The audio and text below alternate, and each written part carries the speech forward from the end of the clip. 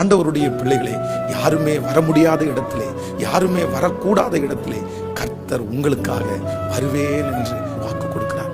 நீங்க நினைக்கலாம், இந்த இடத்துல யார் பாஸ்டர் எனக்கு வருவா, இந்த இடத்துல யார் எனக்காக வழக்காடுவா, இந்த இடத்துல யார் எனக்காக இருப்பா, ரொம்ப இருட்டா இருக்குது, இந்த இடத்துல நான் இப்படிப்பட்ட ஒரு சூழ்நிலையிலே சிக்கி கொண்டு இருக்கிறேன் அப்படின்னு யாருக்குமே தெரியாது. எங்க அப்பா தெரிஞ்சா வந்திருப்பாரு, எங்க அம்மா தெரிஞ்சா வந்திருப்பாங்களே, ஆனா யாருக்குமே தெரியாத மாதிரி அப்படிப்பட்ட ஒரு பிரச்சனையில நான் சிக்கி இருக்கிறேன்.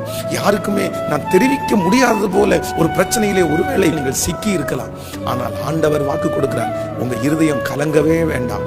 4ஆம் ஜாமத்திலே கடலிலே கர்த்தர் நடந்து வருவாரானால், எந்த இருட்டானாலும் எந்த மறைவிடமானாலும் உங்கள் பிரச்சனையின் நடுவிலே இயேசு நடந்து வருவார் என்று கர்த்தர் வாக்கு கொடுக்கிறார்.